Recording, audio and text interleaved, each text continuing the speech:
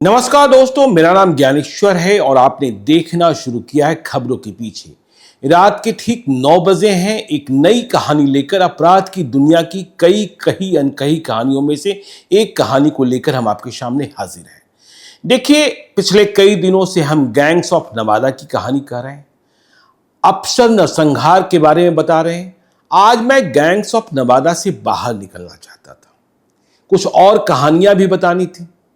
13 जून 1998 को पटना के आईजीआईएमएस में पूर्व मंत्री बृजबिहारी प्रसाद की हत्या हुई थी।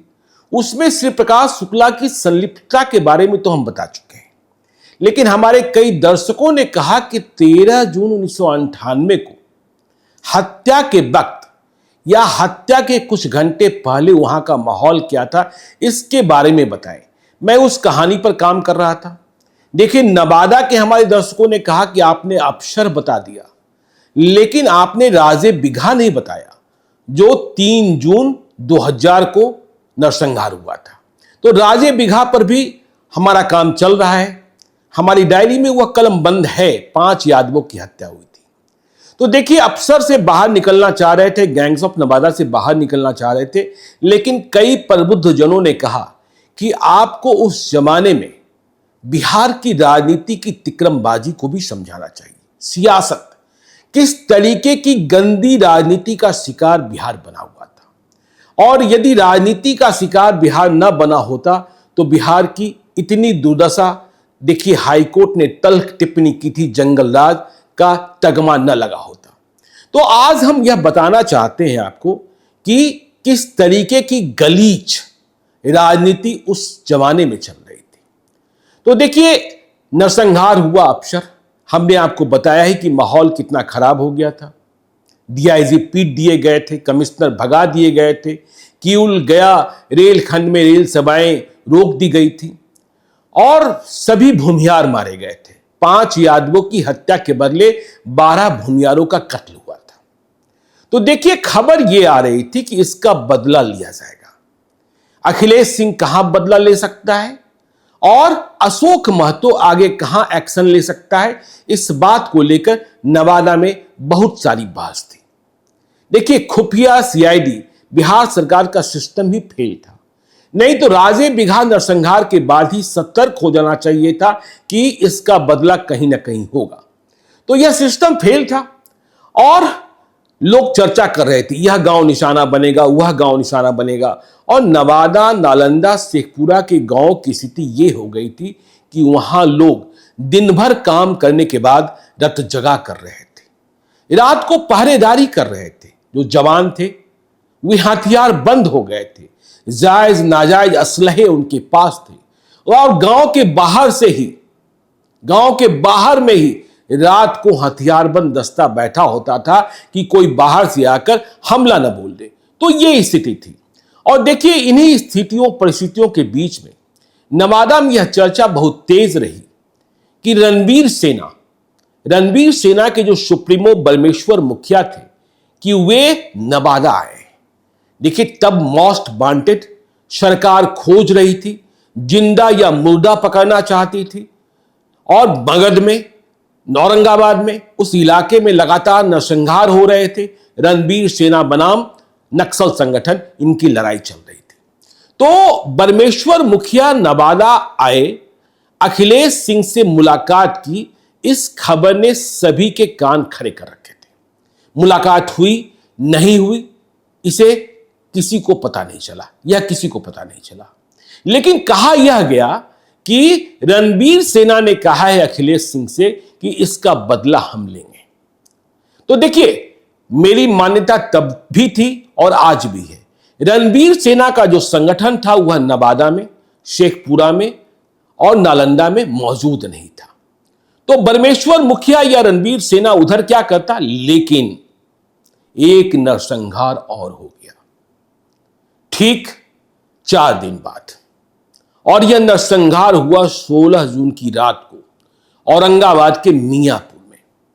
और वहां करीब 45 दलित जो निर्दोष थे, बेकसूर थे, जिनका कोई वास्ता किसी नक्सली संगठन से नहीं था, उन्हें काट दिया गया था, मार दिया गया था। यह रणबीर सेना की निर्मम कार्रवाई थी, जिसकी जितनी निंदा कर सकते हैं, भर्त्सना कर सकते हैं, की जानी चाहिए।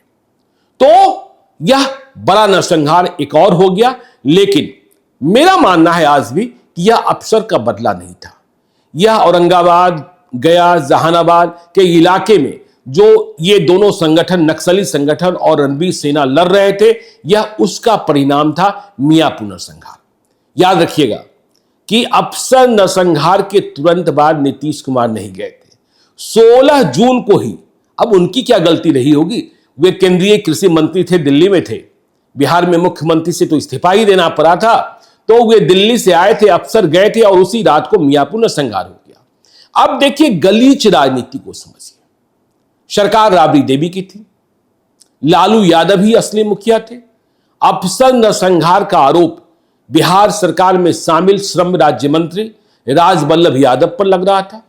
राजवल्लभ यादव और उनके भाई विनोद यादव नामजद किए गए थे। डीएसपी पीके मंडल को भी नेम्ड किया गया था। राजवल्लभ यादव की गाड़ी जीप का इस्तेमाल हुआ, यह बात भी कही जा रही थी। खैर, इन आरोपों प्रत्यारोपों से लालू यादव और राबड़ी देवी की सेहत पर कोई असर नहीं पड़ता था। लेकिन बिहार के नेताओं के फर्क को समझिए। बिहार के नेता चाहे पक्ष के हों, चाहे विपक्ष के हों, चाहे सत्ता में शामिल हों, सत्ता से दूर हों, वे आंसू पोंछने के पहले भी जाति देखते थे। और यह वह बिहार था। जयप्रकाश नारायण के सभी चेले, जयप्रकाश नारायण तो चंबल चले गए थे डाकुओं का आत्मसमर्पण कराने। क्या वास्ता था बिहार से। इंदिरा गांधी 1977 में जब चुनाव हारी तो बेलछी कैसे पहुंची थी।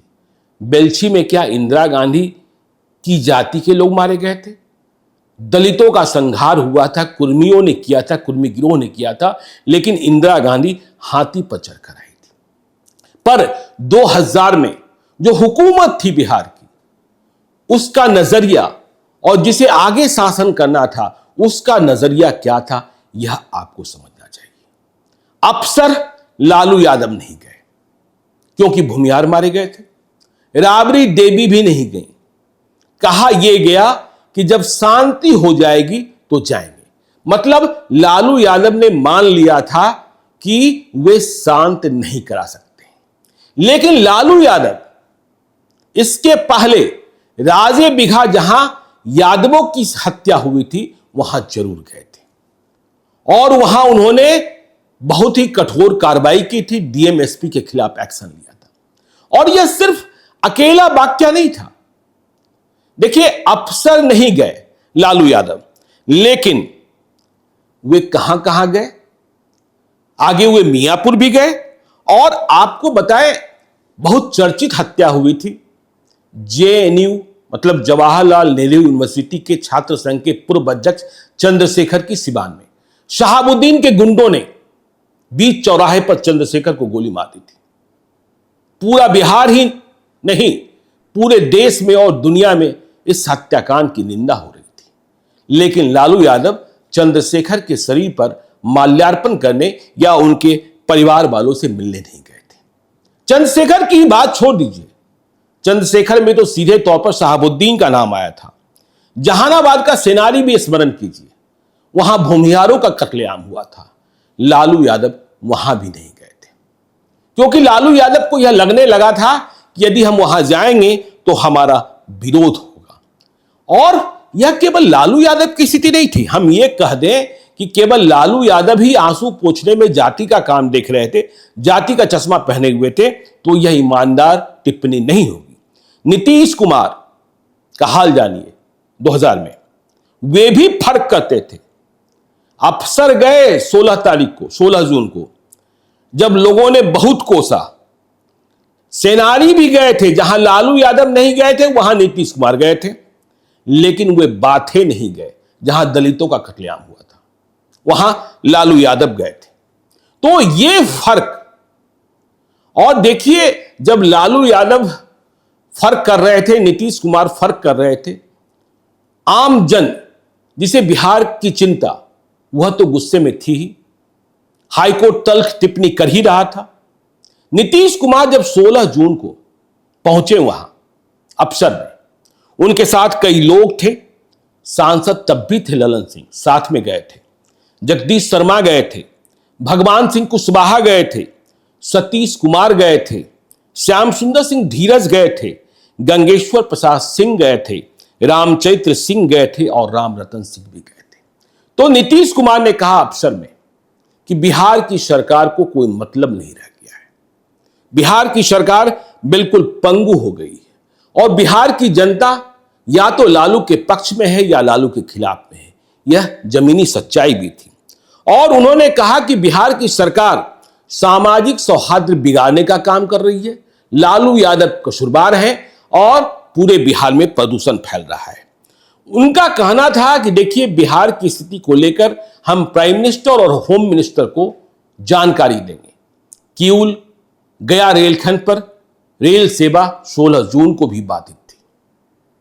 यह आगजनी और मारपीट की घटनाओं के बाद रेलवे ने फैसला किया था कि बंद करेंगे। अफसर के बाद जो हुआ था, तो नीतीश कुमार ने कहा कि इसको लेकर हम रेल मंत्री से बात करेंगे। अब देखिए, राजनीतिक बयानबाजी को भी समझिए, किस तरीके से चेहरे बदलते हैं, किस तरीके से बोलियां बदलती हैं। केंद्र सरकार ने अफसर के बाद रिपोर्ट मांगी थी।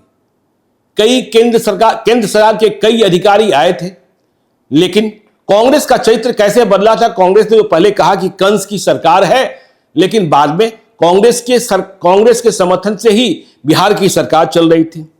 बयानबाजी का भी आपको आईना दिखाते हैं। भीम सिंह चंद्रवंशी, जो अभी राज्यसभा में बीजेपी के सांसद हैं, नीतीश कुमार का समर्थन भी, नीतीश कुमार के साथ भी रहे, तब भीम सिंह लालू यादव राबड़ी देवी की सरकार के पक्ष में बैटिंग कर रहे थे और वे कह रहे थे कि अफसर नरसंहार के लिए भी नीतीश कुमार ही जिम्मेदार है, नीतीश कुमार ही बिहार का माहौल खराब कर रहे हैं।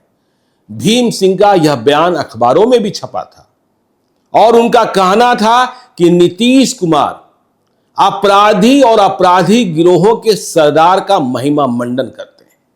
देखिए, यह बात सच है कि जब नीतीश कुमार ने 2000 में मुख्यमंत्री पद की शपथ ली थी, तो अखिलेश सिंह की पत्नी, जो बारसलीगंज से निर्दलीय चुनाव जीती थी, अरुणा देवी, उसने कुमार को समर्थन दिया था।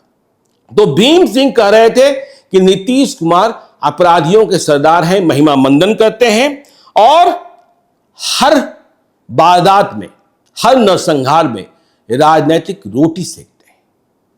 नीतीश और राबड़ी के पक्ष में भीम सिंह की ऐसी बैटिंग कि उन्होंने नीतीश कुमार से सवाल पूछा कि यदि आप बिहार में नरसंहार रोकना चाहते हैं, राबड़ी देवी कोशिश कर रही हैं, अब कैसी कोशिश, इस पर मेरी टिप्पणी बहुत अधिक नहीं है, लेकिन भीम सिंह का कहना था कि सर्वदलीय बैठक बुलाई गई थी, कैसे शांति हो, कैसे एक्शन हो, तो आप इसमें क्यों शामिल नहीं हुए। और नीतीश कुमार से यह पूछा जा रहा था, जो हमने आपको कहा कि आंसू पोंछने में भी जातियां देखी जा रही थी। तो भीम सिंह ने कहा कि बूटन सिंह की हत्या के बाद तो आपने आसमान पर सिर पर आसमान उठा लिया था। समता पार्टी की जिलाध्यक्ष थे, पूर्णिया में हत्या हुई थी, लेकिन जब विधायक गुरुदास चटर्जी की हत्या हुई, वे गरीबों के रहनुमा थे, गरीबों के मसीहा थे, गरीबों के नेता थे, तब आप क्यों नहीं गए। भीम सिंह यह भी पूछ रहे थे कि राजे बिघा आप नहीं गए, जहां यादवों की हत्या हुई, नालंदा में पांकी आप नहीं गए, आप रोहतास में पचपोखरी नहीं गए, तो नीतीश कुमार पर यह हमला।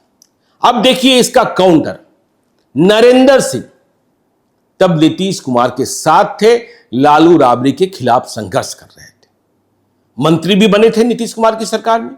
बाद में नीतीश कुमार से बगावत भी हुई। नीतीश कुमार के बेटे सुमित कुमार सिंह अभी नीतीश कुमार की सरकार में मंत्री हैं। शंकर सिंह तो अभी निर्दलीय जीते हैं रुपौली से। 2020 के चुनाव में सुमित कुमार सिंह अकेले निर्दलीय जीतने वाले विधायक बने। तो नरेंद्र सिंह समाजवादी नेता और अपनी वाकपटुता के लिए और खरी खरी बातें करने के लिए जाने जाते थे। तो नरेंद्र सिंह तब नीतीश कुमार के पक्ष में बैटिंग कर रहे थे। वे कह रहे थे कि देखिए, अफसर में जो लोग मारे गए हैं उनके परिवार को 10-10 लाख रुपयों का मुआवजा दिया जाए, नौकरी मिले। नौकरी की बात सरकार ने पहले ही कर दी थी, 1-1 लाख रुपए की घोषणा हुई थी और तब दाह संस्कार के लिए 500-500 रुपए दिए गए थे। तब 500-500 रुपयों के दिए जाने का प्रावधान ही था। काफी विरोध के बाद लाशों का पोस्टमार्टम हुआ था, बच्चे मारे गए थे, जवान मारे गए थे, बूढ़े मारे गए थे। और इस नरसंहार में अखिलेश सिंह का छोटा भाई जो एक दिन पहले ही बोकारो से आया था वह भी मार दिया गया था। एक बच्चा जो नानी घर में छुट्टियां बिताने आया था वह भी मार दिया गया था। तो नरेंद्र सिंह कह रहे थे कि 10-10 लाख रुपए और सरकारी नौकरी, इसके साथ ही अफसर गांव में चौकी स्थापित हो, पुलिस की चौकी स्थापित हो। उनका कहना था कि देखिए राजे बिघा के बाद ही सचेत हो जाना चाहिए था, अलर्ट तो मिला होगा, लेकिन सरकार ने फिक्र नहीं की, सरकार ने सुरक्षा नहीं दी, सरकार ने गांव को नहीं बचाया, अफसर निशाने पर था। और उनका यह कहना था, देखिए आरोप में हाईकोर्ट की टिप्पणियां भी हुआ करती थी कि बिहार में जो काबिल ऑफिसर हैं, बिहार में जो एक्शन लेने वाले ऑफिसर हैं, उन्हें किनारे बैठाया गया है और जो काहिल हैं, जो निठल्ले हैं, जो बदनाम हैं, जो भ्रष्ट हैं, उन्हें महत्वपूर्ण पोस्टिंग दी गई है। इसी में आपको एक वाक्य सुना देते हैं। एक डीएसपी के खिलाफ, इसका कोई वास्ता नवादा से नहीं, एक छोटा सा रूपक है, आरोप लगा कि उसने रिश्वत ली है। हजारीबाग का शायद मसला होगा। और रिश्वत उस जमाने में 300 या 3000 रुपए, देखिए मैं लाल डायरी के पन्ने को पलटूंगा तो पूरी कहानी है। विधानसभा में यह सवाल उठा और मंत्री ने कहा कि देखिए जिलाधिकारी की और आरक्षी अधीक्षक की रिपोर्ट आ गई है कि हां सच में डीएसपी ने रिश्वत ली है।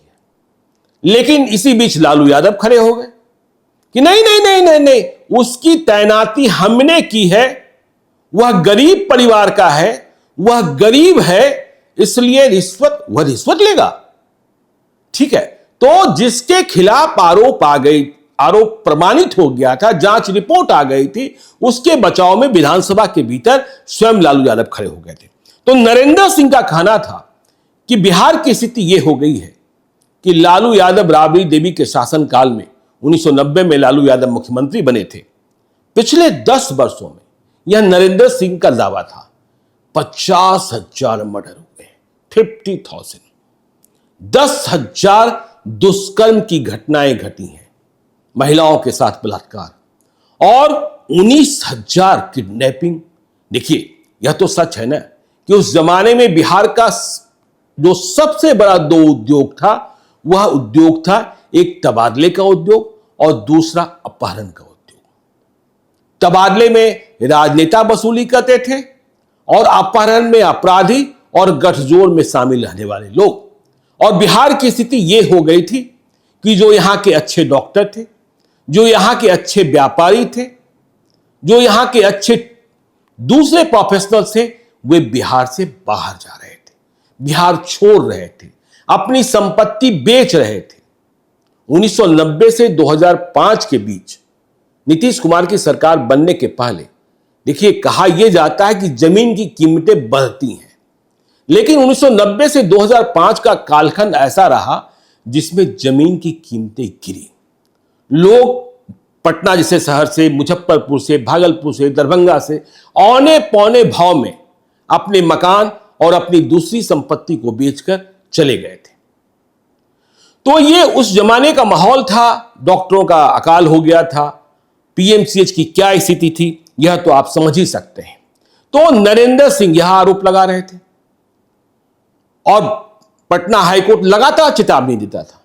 आप सोच ही सकते हैं कि भाई जिसे पुलिस का कमांडो दिया गया हो, उनकी हत्या 13 जून 1998 को पटना के आईजीएमएस में, और वह भी लालू यादव के बहुत खास मंत्री रहे जिन्हें मेधा घोटाले में गिरफ्तार किया गया था सीबीआई के द्वारा।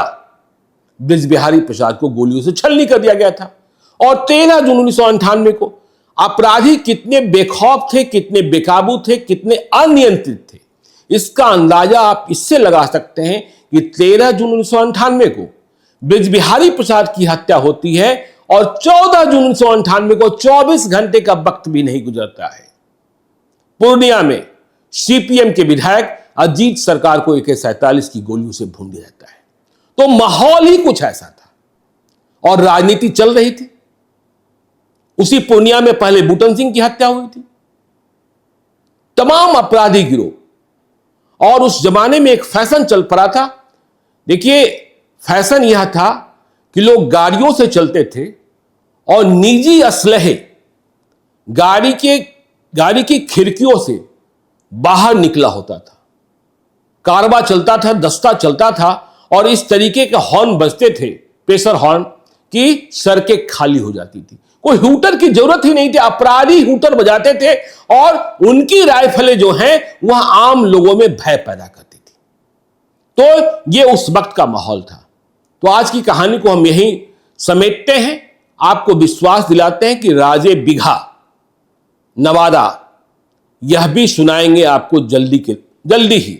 आपको टाटी नरसंहार भी बताएंगे, आपको जेल ब्रेक भी बताएंगे। लेकिन हमारे दर्शक कह रहे हैं ब्रजबिहारी प्रसाद की हत्या के दिन श्री प्रकाश शुक्ला के हिस्से को छोड़ दीजिए, जो हत्यारे थे उसके हिस्से को छोड़ दीजिए, लेकिन वहां की स्थिति परिस्थिति घटना के पहले और घटना के बाद क्या हुई थी, क्या थी, यह बताइए। तो इस कहानी को भी बताने की हम कोशिश करेंगे। आप देखते रहिए खबरों के पीछे को। यदि अब तक आपने हमारे YouTube चैनल खबरों के पीछे को सब्सक्राइब नहीं किया है तो जरूर कर लीजिएगा, और यदि इस वीडियो को आप फेसबुक पेज के माध्यम से देखें तो पेज को लाइक कीजिएगा। बहुत बहुत धन्यवाद।